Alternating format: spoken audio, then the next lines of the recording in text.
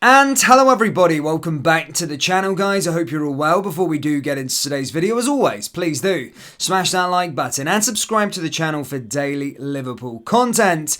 Okay, this Liverpool transfer saga is firstly embarrassing, but secondly, ever changing. So much news is coming out every single passing hour, and basically it's actually quite hard to keep up with it all, despite this being sort of my job to do so.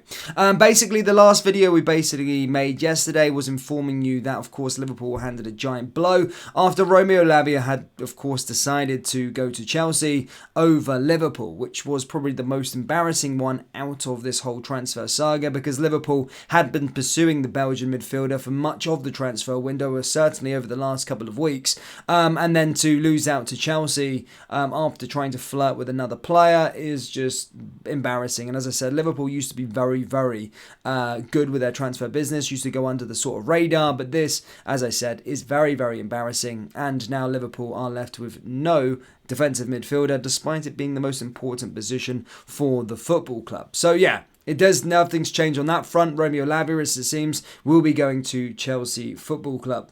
Now, in the fallout of that last night, it did emerge from Paul Joyce, the ever-reliable Paul Joyce.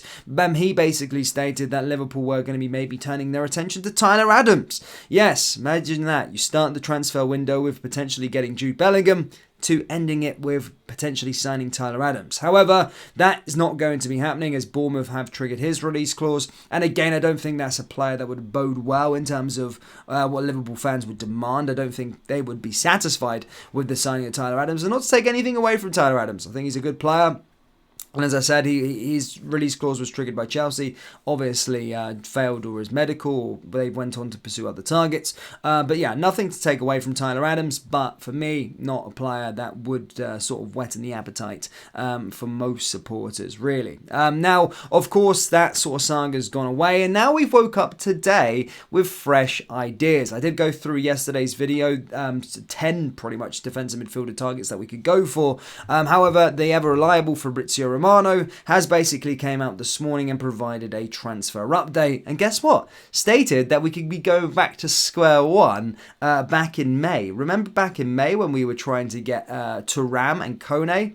Well, guess what? Fabrizio Romano has basically stated that we could be turning our attention back to there once again. I'll try and find the actual quote itself. It says, "Understand Manu Kone is finally back after injury. He's running, starting to train, and back in Gladbach's squad in the next days. Liverpool, PSG and Juventus have previously explored the Kone deal, one to watch in the final weeks." There was also more reports basically stating that Liverpool could be also going in for Thuram as well. He said, "Liverpool are still following Thuram and Manu Kone." That's the confirmed news there from the Italian journalist. Now, this is a huge... it's just a massive mess, isn't it, really? Back in May, we could have acquired these two signings. I know Manu Kone did get injured at the UEFA European Championships under 21s.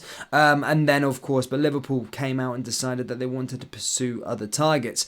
But to end the transfer window, when we could have got these two players in quickly back in May, to now pursuing them here in going into match day 2, is a mess, is a huge mess. But Thuram and Manu Kone, would they be good signings? Probably, yes, they would be good signings.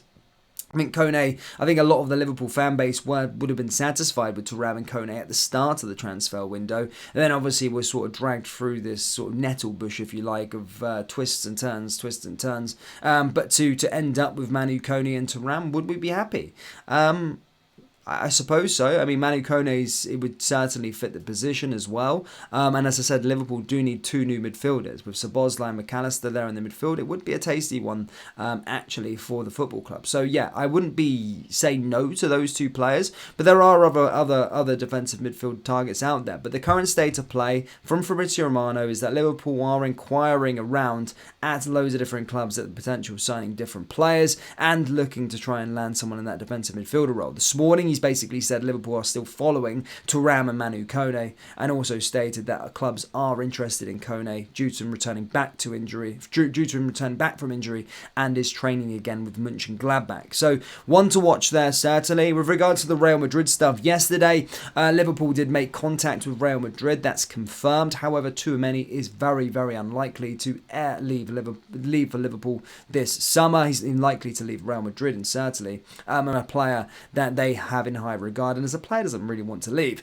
Valverde, there is no update on that one either, so yeah, maybe one to watch there. But there's certainly loads of different names that Liverpool are being linked with regards to that defensive midfield role. I'll try and get a few up, just names that the club are potentially interested in this summer. So Decour from Crystal Palace is one that's name doesn't keep going away. 23 years old, currently plays for Crystal Palace, and suitability probably is an 8 out of 10. He's very Fabinho-esque. I think he would be a player that would fit in there, and again is Premier League proven, so maybe a player that to watch out on. Andre, another player that sort of Liverpool have been linked with. Again, that does look unlikely because Fluminense won him for the Copa Libertadores. Kamara, who currently plays for Aston Villa, 23, again Premier League proven, and a fairly decent defensive midfielder. Maybe again one to watch.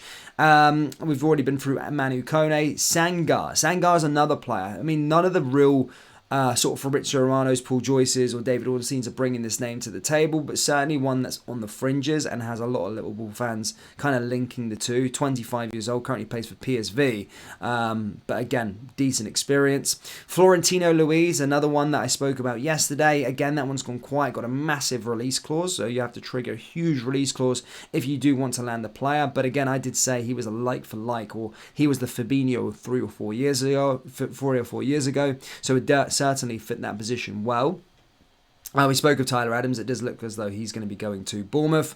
Coop Miners is another one that's being linked. But as you can see, there is a sort of scarce for these players that can play in this role. And now that people know, or clubs know, that Liverpool are desperate first and foremost, and secondly have the money and are willing to spend the money, then, well, we could be paying overinflated fees. But that's just the punishment for piss-arsing about at the start of this, through this summer transfer window.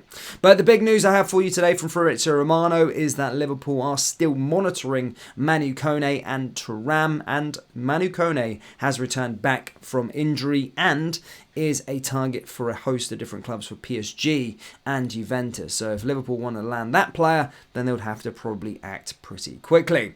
But Liverpool fans, that's all I've got for you today. Do let me know your thoughts down there in the comments section below. Remember, if you want hair like myself and Harvey Elliott, do use our go-to hair products by going to Slick Gorilla. Link is down there in the description. You get 15% off all of their products. So as I said, go down there in the link in the description. That does bring us into today's video, guys. I'll see you all next time. Take care. Peace.